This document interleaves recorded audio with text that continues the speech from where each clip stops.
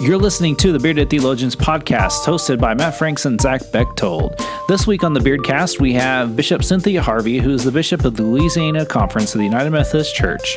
After interviewing Bishop Harvey, we discovered that it would be best to have her interview be a two-part series, so you're listening to one of the parts of the two-part series. We hope you enjoy listening to the Beardcast. Something I do want you to tell us about, you just got to go to the Holy Land.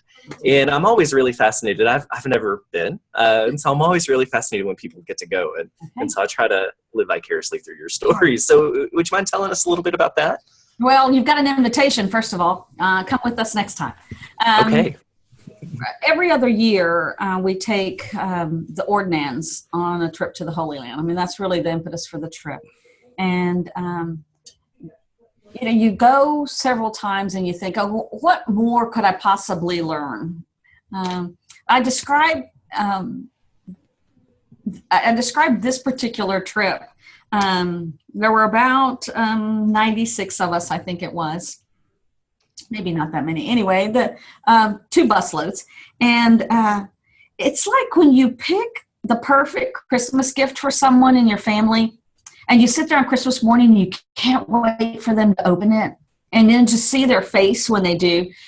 That's what going to the Holy Land on your 3rd and 4th trip is like. You watch other people open, their gift.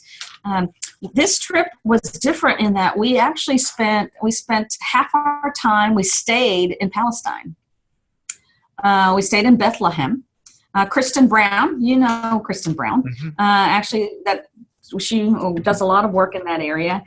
She spent an evening with us doing a little bit of some learning, teaching opportunities with us.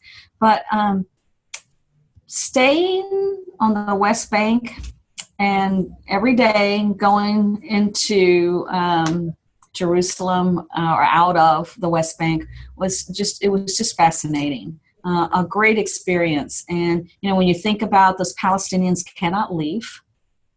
They get to maybe leave twice a year. They leave for Christmas and for Easter. And, we could go back and forth pretty easily. Israelis don't come into Palestine and vice versa much.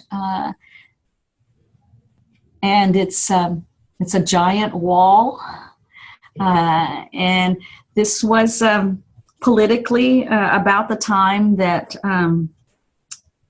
President Trump tweeted out all his tweets about walls.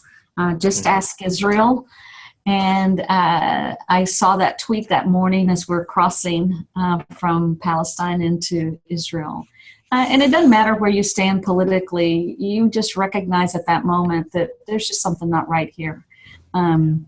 So spending time in Palestine was really important for our folk because they got a very different taste of what life is like on the West Bank.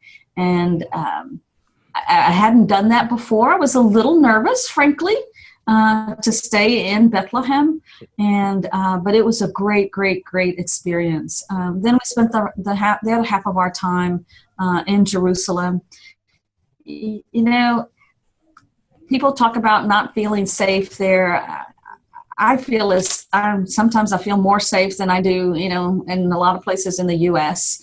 I never felt threatened. I never felt unsafe. They don't take you to places that are going to be unsafe. The guides are all in conversation with one another. So it's just such an incredible, incredible opportunity. The last trip we made, we did not get to go up into the Temple Mount. And that, probably because it wasn't safe for us to go there. So this time we did. And, I have been there before. I've been there when I could go inside one of the mosques. I can't do that anymore. So that was really interesting. They're having some trouble, obviously, with tourists who are canceling trips because they're scared. I would say, do not fear. There's nothing to fear there or anywhere, frankly. But it's a great trip, and it's a great trip with younger folk, and I had some really fun of our younger clergy, and I ride their bus the whole time, and you get to know people in a real different way. when you go through these experiences together, and we'll have stories to tell forever.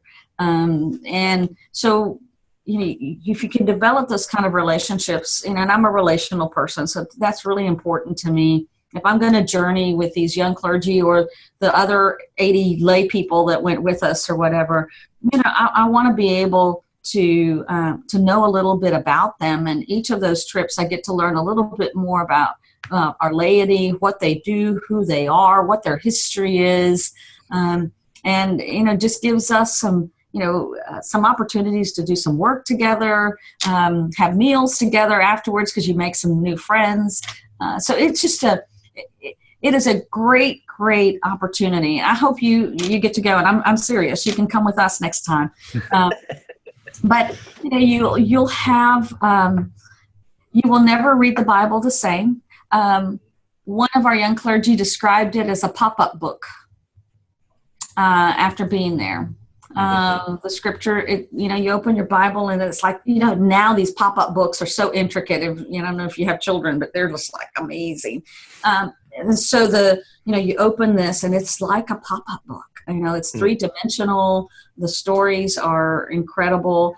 And the stories come to life in a way that, reading it out of a book, words on a page it doesn't happen. Right. Things like singing in St. Anne's, and this is beautifully, perfectly, acoustics are absolutely perfect. And to go in and sing hymns in that space, to share. Used to be my least favorite spot, and it's actually becoming, for different reasons, a favorite spot. When we go to the garden tomb, that's usually where we have communion at the end. And, they always tell you, this could be the site. There are very few places that they say, Jesus actually, stepped foot right here. And when you go to the garden tomb, in my mind, I'm thinking, I don't think Jesus could have been here. It's next door to one of the major bus stations in Jerusalem. So you walk in and it's in a hustle bustle corner in Jerusalem, and you're hearing, bus number 52 leaving for Jericho, that kind of thing. And it's chaos and people are coming and going. And then we stop in this moment and we have communion. And, I just think that's just kind of how our world is, huh?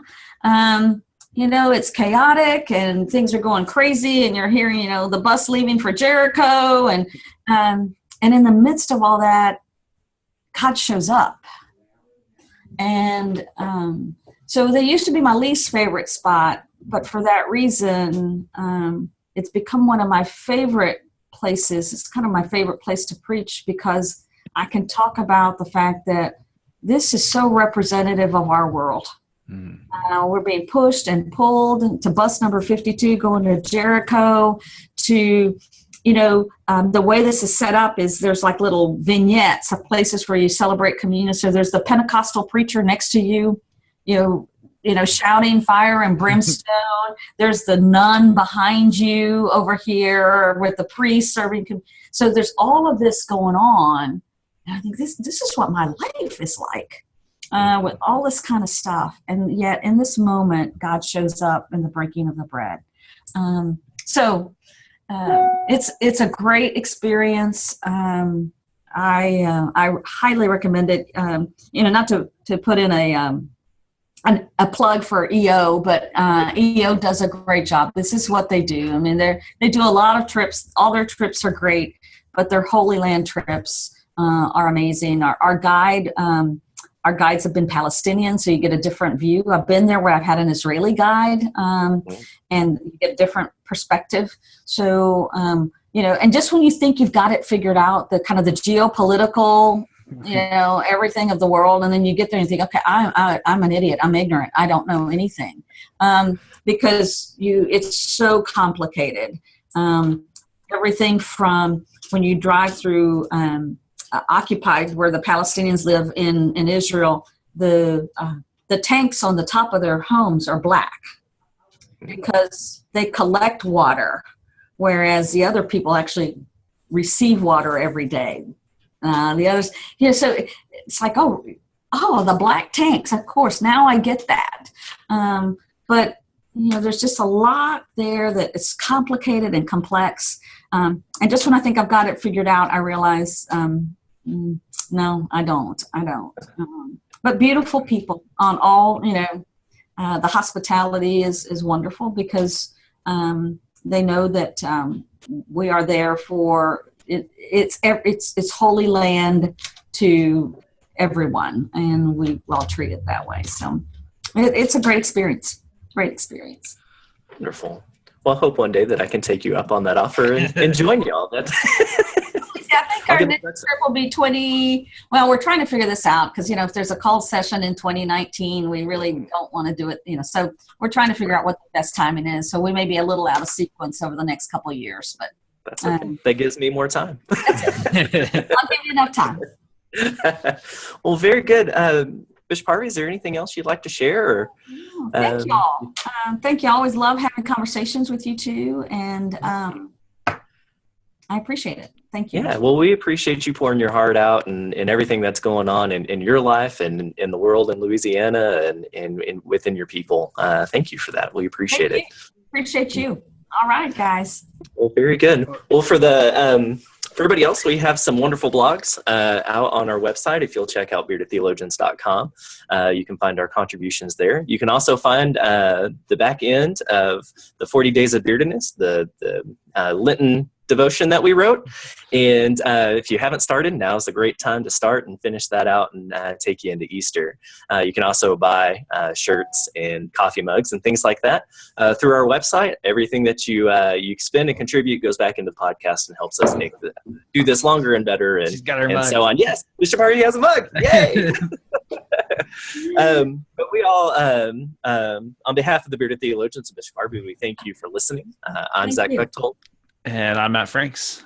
Thanks for checking us out. All right. Bye-bye, y'all. See you, Bishop. Thanks, Bishop. We appreciate you. Thank you. Thank you for listening to the Bearded Theologians podcast. We hope you've enjoyed listening, and we hope that you share our content online through Facebook and social media, and we hope that you check out our Beardcast store at beardedtheologians.com and pick up some great Bearded Theologians gear. We hope you have a good day.